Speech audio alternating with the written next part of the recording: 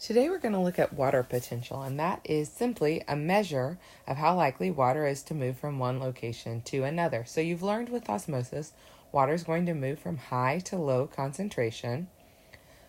Really, the people talking about water potential are botanists, and they're doing this because pure water is going to move into plant cells until the wall pushes back with equal force. And so we need a way to measure pressure as well as the desire of water to move from high to low concentration.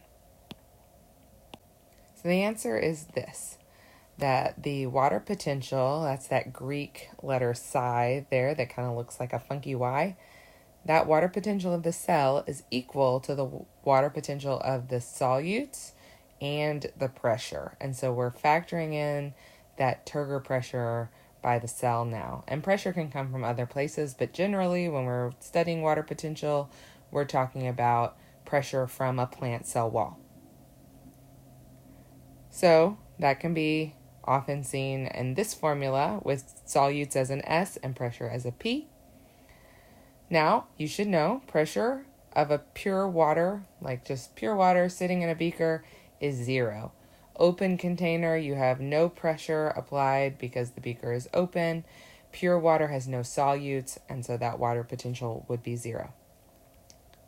And so, already went over that one. And then general trends, if you add solute, the water potential of the solute is going to become more negative. It gets lower. And that's because more water is attracted to the solute, so it opens up space for water to move in. So if you put a chloride ion in solution, all those positive little hydrogen ends of the water are going to be attracted to that chloride ion, and they're not going to move freely the way water normally would. And then if you add pressure, that number actually gets higher, becomes more positive, because it's putting a force that's going to drive water out of the cell. So let's try a simple problem. If your pressure potential is 2 and your solute potential is negative 3.8, add those together and you will get your water potential of the cell.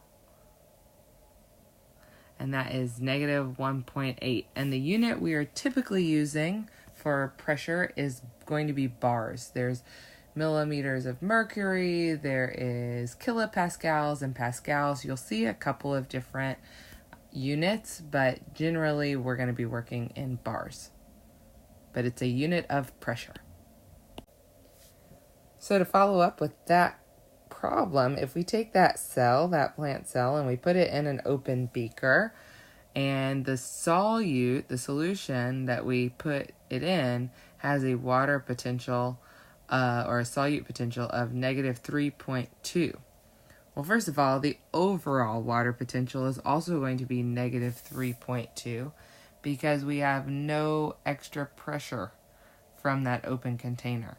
And so, which way is water going to move? And in this case, water is going to move out from the high number, negative 1.8, to the lower number, negative 3.2, which brings me to the other point I want to make. So, water always moves from high to low concentration, high to low water potential. But when we're looking at water potential, we're operating mainly in negative numbers. So, you need to remember not to let the bigger number trip you up. It's a big negative number, so it's actually getting smaller. So, that's something I catch myself doing sometimes. So, just watch out for that. To calculate the solute potential, there's actually a formula, and you don't need to memorize this. It's going to be on your formula sheet, and that is negative I CRT. And so I is your ionization constant. That's how many particles are going to break up and be in solution for water to surround and be attracted to. And so there's just some simple ones for biology. Your sugars, your simple sugars, they don't ionize in solution, so I equals 1, and sodium chloride breaks into 2 ions, so I equals 2. C is your concentration, generally that's in moles. R is your pressure constant, which is 0.0831 bars divided by moles over times Kelvin. So you're going to see the last thing, temperature, is going to be temperature in Kelvin. So T, I should have put a T there. Let's fix that. T equals temperature in Kelvin. And so when we take our molar concentration plus our kelvins and we're multiplying those in, that's going to cancel out. So what you'll be left with is bars. So let's try one of these problems. Remember, it's all just algebra. So we want to figure out the molar concentration of sugar inside the cell if all the following things are in place. So we know the temperature, we know the pressure of the cell, we know the solution the cell was placed into, and we also have to know whether or not there's movement of water. And in this case, there is no net movement of water. So that means that the pressure potential, the water potential of the cell, not pressure potential, is going to equal the water potential of the solution so that we don't have net movement. They're in equilibrium. And we know some things about the cell. We know the cell has sugar in it. We know the cell has a pressure potential of 4.7. We also know things about the solution. We know what solution it is and its molarity. And we need to know temperature overall for both of these, both the water potential of the cell and the solution. So starting with our solute potential formula, let's plug in what we know about the solution. So we have an ionization constant of 2 because of the sodium chloride. We have our molarity. We have our R that is a constant. And then 310 is 37 degrees Celsius plus 273. So multiply all that together, you get negative 18. So we also know that there is no pressure. This is a solution in an open beaker. So that solute potential is also our water potential for the solution. So when we look at the cell, the